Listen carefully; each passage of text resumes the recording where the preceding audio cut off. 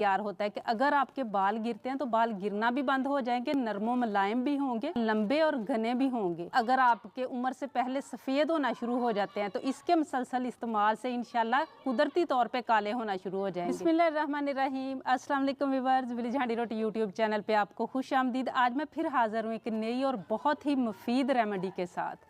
आज मैं आप लोगों के साथ शेयर करने वाली हूँ हर्बल शैम्पू की रेसिपी। होममेड हर्बल शैम्पू इतना ज़बरदस्त बन के तैयार होता है कि अगर आपके बाल गिरते हैं तो बाल गिरना भी बंद हो जाएंगे, नरमो मुलायम भी होंगे और इसके अलावा लंबे और घने भी होंगे।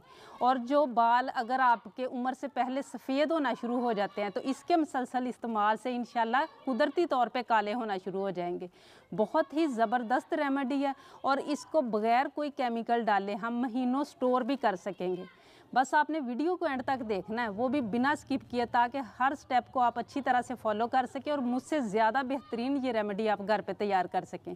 वीडियो को लाइक और शेयर ज़रूर कीजिएगा। चलिए चलते हैं, ये ज़बरदस्ती रेमेडी बनाना शुरू करते हैं।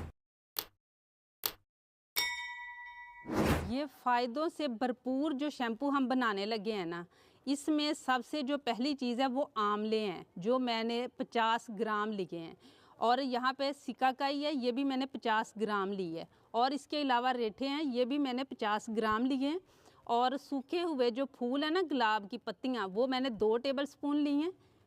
1 टेबल स्पून मैंने मेथरे लिए हैं।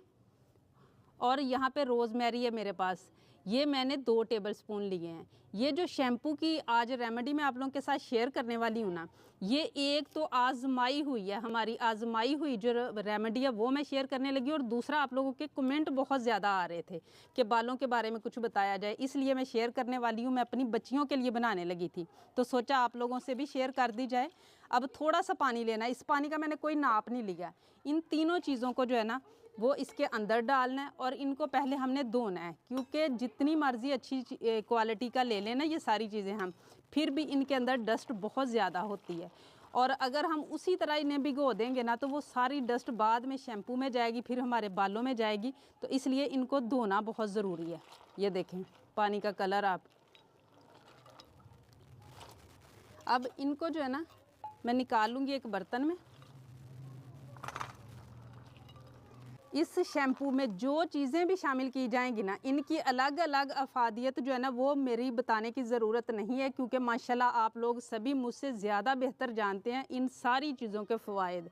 तो इंशाल्लाह आप देखेंगे कि कितनी सारी चीज़ें हम इसमें शामिल करेंगे और वो सारी चीज़ें ही कारआमद होंगी जो हमारे बालों के लिए बहुत अच्छी होंगी। अब दोबारा से इसी बर्तन में मैं पानी ले लूँगी और ये पानी मैं 1 लीटर के करीब ले लूँगी। थोड़ा सा कम ज़्यादा होगा तो वो कोई बात नहीं, बाद में हम इसे सेट कर लेंगे।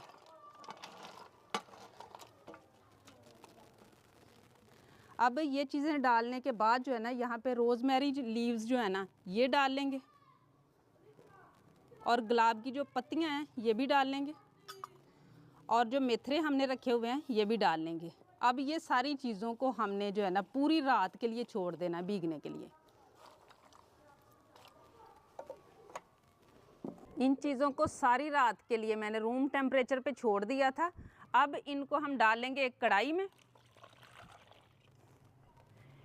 और कुछ और चीज़ें भी इसमें हम डालेंगे। यहाँ पे सबसे पहले 3 इंच का एलोवेरा का टुकड़ा था जिसको मैंने इस तरीके से काटा हुआ है।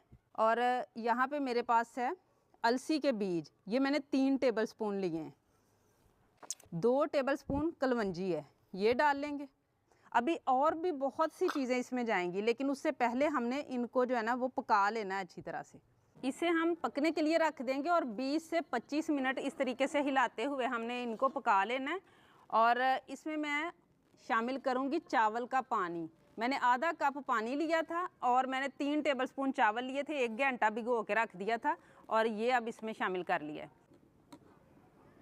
अभी इसे पकते हुए 10 से 15 मिनट हुए हैं और ये हल्का हल्का ना चिपचिपा सा होना शुरू हो गया है। इस तरीके से हल्का हल्का, ये देखें, थोड़ा सा और चिपचिपा हो जाएगा उसके बाद हम इसे नीचे उतारेंगे।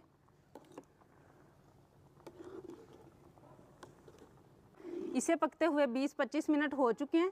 अब इस तरीके से चेक कर लेना और ये देखें ये लेसदार सा बन चुका है, इसी तरह का होना चाहिए। अब इसे हम नीचे उतार लेंगे।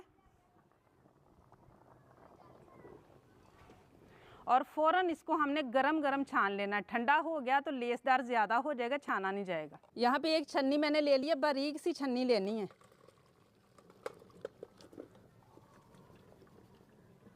अब इसे छानने के बाद अभी इसमें बहुत सी अफादियत बाकी है। अभी जो है ना इसको और हमने पकाना है। वापस उसी कढ़ाई में मैं डाल लूँगी और आधे लीटर जितना पानी अंदाज़न जो है ना वो इसमें हम डाल लेंगे। और अब फिर से इसे 20-25 मिनट तक पका लेंगे।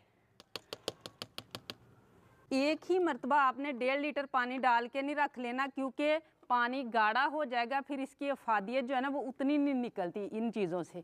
तो इसलिए दोबारा से हमने पानी डाल के रखा है ताकि बाकी जो इसके अंदर ग़िज़ाइयत है वो भी सारी बाहर निकले। इसे फिर से पकते हुए 20 मिनट हो चुके हैं।